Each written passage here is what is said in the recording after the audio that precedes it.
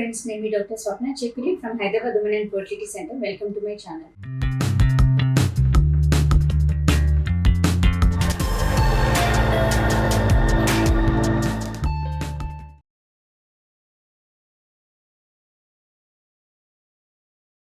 So ఈ రోజు ఏంటంటే మనకు కామన్ మిత్స్ ఇన్ ప్రెగ్నెన్సీ దాని గురించి డిస్కస్ చేసుకుందాం. బికాస్ చాలా మంది ఏంటంటే లైక్ మేము ఎన్ని చెప్పినా కానీ లైక్ ఇది తీసుకోవద్దంట, అది తీసుకోవద్దంట, ఇది తింటే ఇలా అవుతుందంట అన్నట్టుగా చాలా మిత్స్ లోనే ఉండిపోతున్నారు. So today let us burst out those myths today. So friends, basically ప్రెగ్నెన్సీలో డ్రై ఫ్రూట్స్ తింటే వేడి అవుతుంది అని అంటారు. No, it's purely a myth.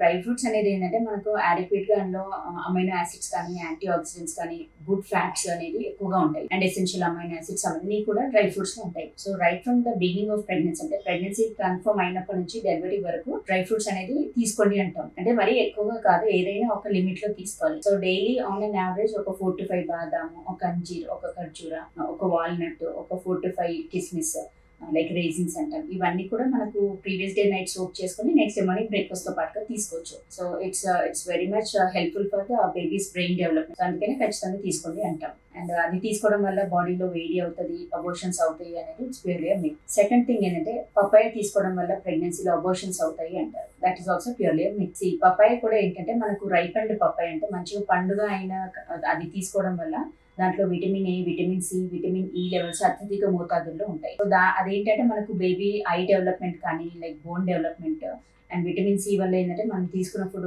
Better absorption, వీటన్నిటికీ కూడా హెల్ప్ అవుతుంది. And even for the mothers కూడా అండ్ కాన్స్టిపేషన్ అనేది ఉండదు, బికాస్ అందులో పీచు పదార్థం అనేది ఎక్కువగా ఉంటుంది. ప్లస్ విటమిన్ సి ఎక్కువగా ఉంటుంది కాబట్టి ఐరన్ టాబ్లెట్స్ అలా తీసుకున్నప్పుడు కూడా absorption will be better. So ఇవన్నీ ఏంటంటే అడ్వాంటేజెస్ విత్ రైస్ పపాయ. అదే మనకు కాయలాగా ఉన్నప్పుడు ఏంటంటే అందులో పెప్టిన్ అనేది ఉంటుంది, పెప్టిన్ అనే హార్మోన్, అది it is not safe for pregnancy. So definite గా మనకు పపాయ తీసుకున్నప్పుడు మంచిగా పండింది తీసుకుంటే ఇబ్బంది ఏమి ఉండదు. పచ్చిది అంటే లైక్ రా పపాయ కొందరు ఏంటంటే కర్రీస్ లాగా చేసుకుంటారు, కొందరు హల్వా లాగా చేస్తారు. సో అలాంటివి మాత్రం అవాయిడ్ చేయడం బెటర్ ప్రెగ్నెన్సీలో. అండ్ ఇంకోటి, ప్రెగ్నెన్సీలో కొబ్బరి బొండాలు తీసుకుంటే బేబీ తల కూడా పెద్దగా అవుతుంది, నార్మల్ డెలివరీ అవ్వదు అంటారు. That is purely a myth. కొబ్బరి బొండం వల్ల there are lot of advantages. మనకి ఏంటంటే అది low calorie and hydrating drink. So మనకి ఏంటంటే ఉమ్మినీరు బాగుండాలన్నా అండ్ లెగ్ క్రాంప్స్ అంటే రాత్రి కాళ్ళు లాగడం కానీ, పిక్కలు పట్టేయడం కానీ అలా ఉన్న వాళ్ళకు కూడా డైలీ కొబ్బరి బొండాలు తీసుకోండి అంటాం. అంతేకాని కొబ్బరి బొండం తీసుకోవడం వల్ల బేబీ తల పెద్దగా అవుతుంది, నార్మల్ డెలివరీ అస్సలు అవ్వదు అనేది ఇట్స్ ప్యూర్లీ మిత్. ఇంకోటి ఏంటంటే చాలా మంది ఇది కూడా అనుకుంటారు, అంటే కొబ్బరి బొండం నీళ్ళు తాగితే ఉమ్మినీరు ఎక్కువగా అవుతుంది, లోపల బేబీ ఉమ్మినీరు మింగుతుంది. ఇవన్నీ కూడా these are all purely myths.